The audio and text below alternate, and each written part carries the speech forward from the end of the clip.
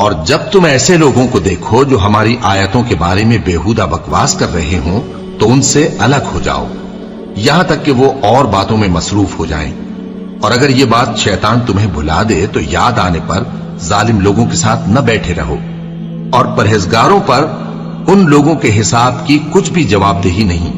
ہاں نصیحت تاکہ وہ بھی پرہیزگار ہوں۔ اور جن لوگوں نے اپنے دین کو کھیل اور تماشا بنا رکھا ہے اور دنیا کی زندگی نے ان کو دھوکے میں ڈال رکھا ہے، ان سے کچھ کام نہ رکھو، ہاں اس قرآن کے ذریعے سے نصیحت کرتے رہو تاکہ قیامت کے دن کوئی اپنے اعمال کی سزا میں ہلاکت میں نہ ڈالا جائے۔ اس روز اللہ کے سوا نہ تو کوئی اس کا دوست ہوگا اور نہ سفارش کرنے والا،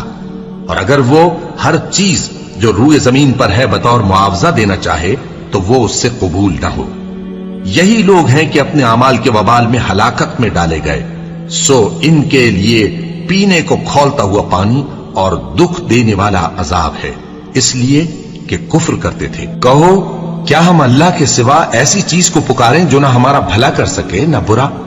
اور جب ہم کو اللہ نے سیدھا رستہ دکھا دیا تو کیا ہم الٹے پاؤں پھر جائیں؟ پھر تو ہماری ایسی مثال ہو جیسے کسی کو جنات نے جنگل میں بھلا دیا ہو اور وہ حیران ہو رہا ہو، اور اس کے کچھ رفیق ہوں جو اس کو رستے کی طرف بلائیں کہ ہمارے پاس چلا۔ کہہ دو کہ رستہ تو وہی ہے جو اللہ نے بتایا ہے،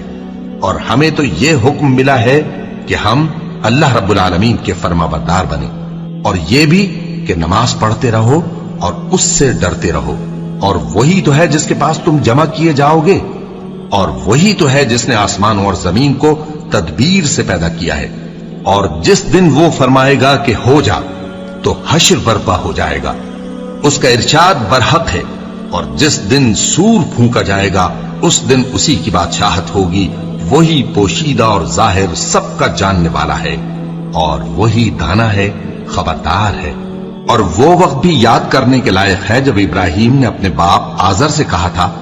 تم کیا بتوں کو معبود بناتے ہو؟ میں دیکھتا ہوں کہ تم اور تمہاری قوم کھلی گمراہی میں ہو۔ اور ہم اس طرح ابراہیم کو آسمانوں اور زمین کے عجائبات دکھانے لگے تاکہ وہ خوب یقین کرنے والوں میں ہو جائیں۔